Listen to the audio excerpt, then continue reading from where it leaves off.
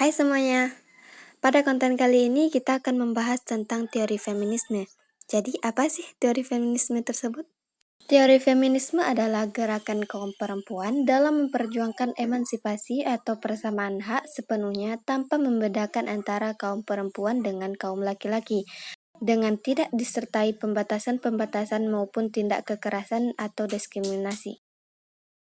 Inti pokok dari gerakan feminisme adalah kesempatan yang sama antara perempuan dengan laki-laki dalam pengembangan diri.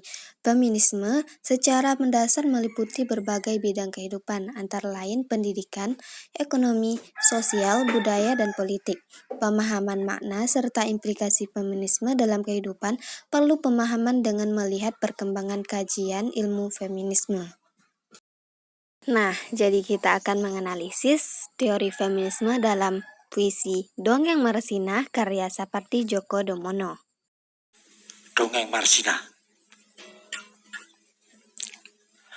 Marsina, buruh pabrik arloji, mengurus presisi.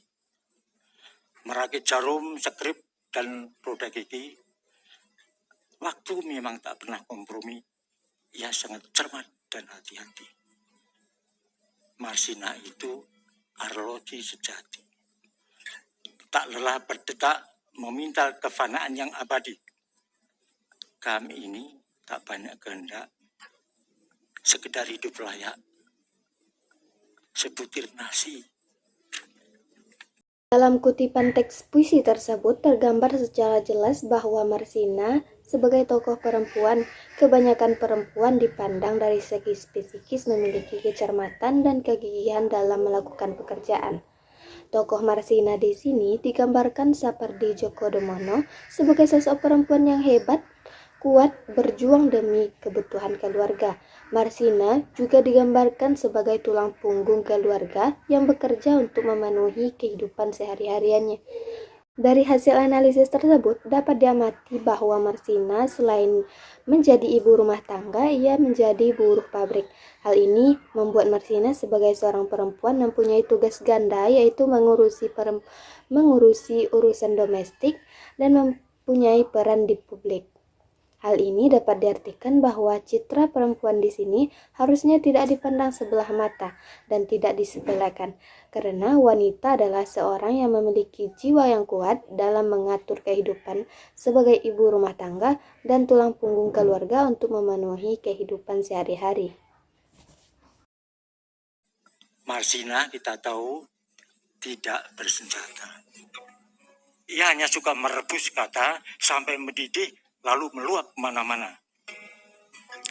Ia suka berpikir, kata siapa, itu sangat berbahaya. Dalam teks puisi tersebut tergambar adanya stereotip perempuan di masyarakat yang sering dipandang selalu membicarakan suatu kejelekan atau bergunjing sehingga menimbulkan permasalahan di mana-mana. Hal ini ada pada teks, yaitu ia suka merebus kata sampai mendidih lalu meluap kemana-mana.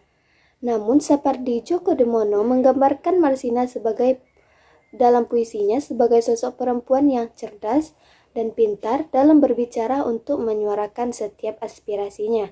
Marsina di sini diceritakan sebagai buruh pabrik arloji yang menyuarakan setiap aspirasinya demi memperjuangkan hak sebagai buruh.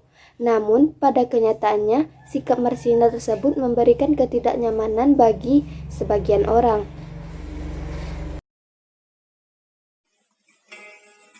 Marsina tidak ingin menyulut api, ia hanya memutar jarum arloji agar sesuai dengan matahari. Ia tahu hakikat waktu, kata siapa, dan harus dikembalikan ke asalnya, debu. Marsina dalam puisi Dongeng Marsina karya Sapardi Djoko Damono digambarkan sebagai sosok perempuan yang berani dan cerdas. Di balik keberanian Marsina digambarkan sebagai sosok yang selalu ditindas dan dianggap tidak mengerti apa-apa, sehingga sebagian orang yang membencinya memandang Marsina sebagai ancaman dan harus dibunuh. Dalam puisi Dongeng Marsina karya Sapardi Djoko Damono, ini diceritakan tentang kasus Marsina yang diculik, disiksa, dibunuh dan tidak dijelaskan siapa dalam pembunuhan tersebut.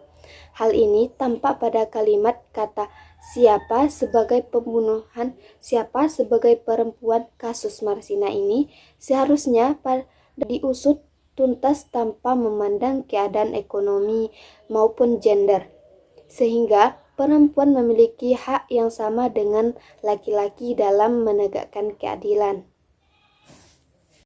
Baik, itulah tadi penjelasan mengenai teori feminisme dalam puisi Dongeng Marsina karya Sapati Djoko Damono. Semoga bermanfaat. Sampai jumpa di konten selanjutnya. Saya ucapkan terima kasih. Assalamualaikum warahmatullahi wabarakatuh.